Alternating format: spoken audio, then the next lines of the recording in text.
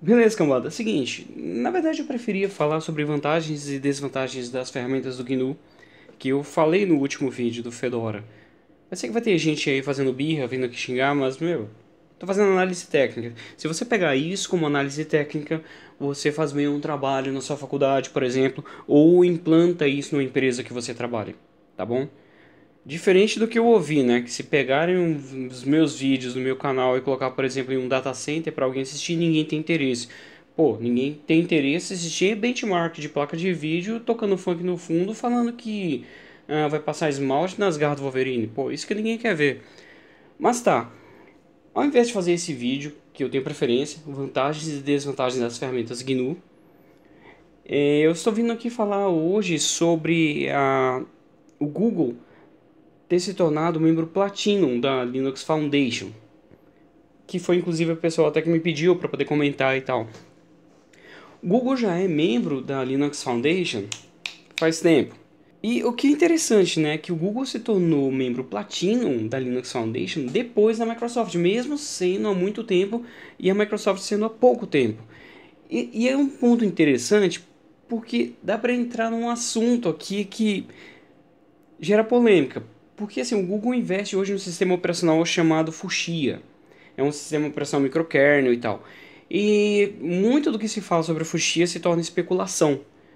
Tem gente que fala que vai substituir o Android. Pode ser que venha substituir mesmo. Por que não? Pode ser que sim, pode ser que não. Tem outros que falam que, por exemplo, pode ser usado na internet das coisas, que é um dos planos que realmente tem. Só que assim, questão de substituir o Android, eu vejo mais que pode gerar um concorrente do Android do que literalmente substituí-lo. Como, por exemplo, foi o caso do Firefox OS, que é uma pena que foi descontinuado. E aqui que entra outro ponto interessante. Porque assim, um inscrito me mandou uma mensagem mostrando sobre o sistema operacional chamado KaiOS, que é uma distribuição Linux baseada no Firefox OS, que foi descontinuado, e o Google investiu 22 milhões nele. Porque estão desenvolvendo um celular para mercados emergentes, que nele que vai rodar esse sistema operacional. Que interessante, né? Essa empresa aqui, a Endless, faz computadores exatamente para mercados emergentes, computadores que custam US$ 80 ou até outras versões um pouquinho mais caras.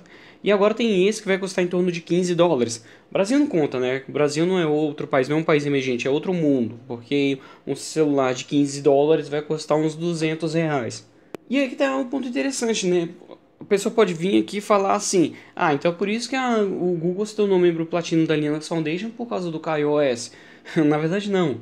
O Google se tornou platino por causa do Google Cloud. Tipo, nada a ver com esse sistema operacional. Então você vê que são dois investimentos do Google. Tanto no KaiOS quanto no Google Cloud e várias outras coisas no Linux. Então assim, o Google tem muita coisa vinculada ao Linux. O Google nasceu, na verdade, com Linux, né? Então assim, você tem servidores Linux, você tem o Android, que é uma distribuição Linux, você tem o Chrome OS, que é uma distribuição Linux baseada no Gentoo, só que com kernel vanilla. Aí você tem esse KaiOS, tem uma distribuição Linux interno lá. E tem um monte de projetos vinculados a Linux ali dentro do Google.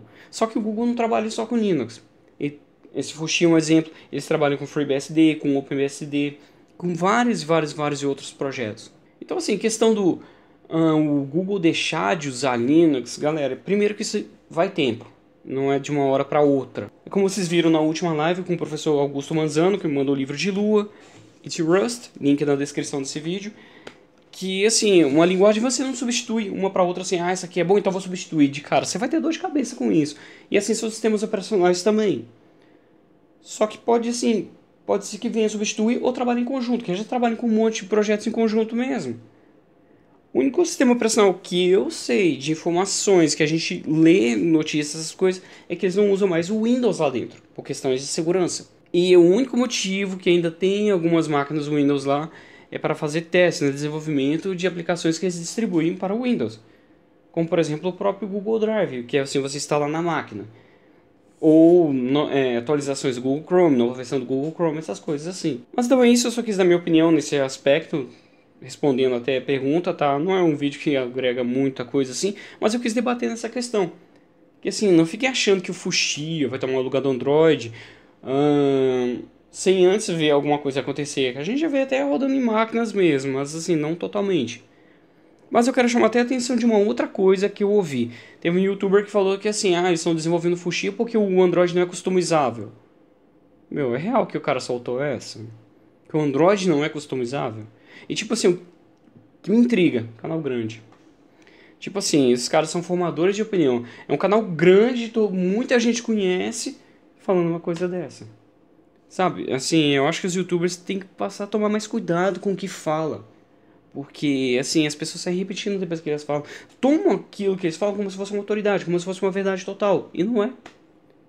O Android é, sim, customizável. Bem pra caramba, inclusive, viu? Como toda distribuição Linux. Então isso, só dando minha opinião aí, uma palavra final. Lembrando também que o Augusto Manzano lançou o livro sobre programação Hope. Saiu essa semana, tá?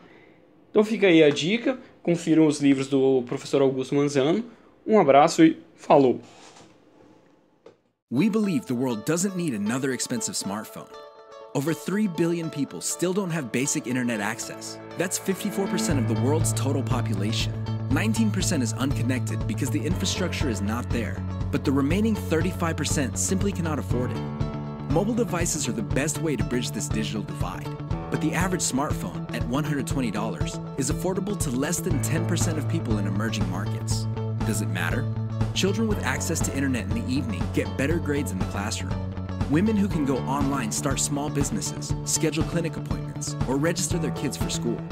Access to digital financial services alleviates poverty. It encourages saving, reduces transaction costs, and offers an option to find emergency funds. Farmers in rural areas improve their crop yield and increase revenue once they have access to the latest stats on their crops, livestock, and market prices.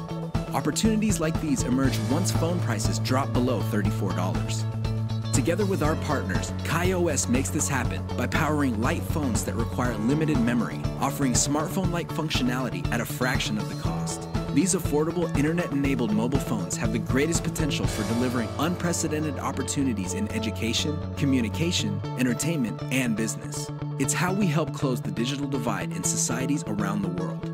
KaiOS, the emerging OS.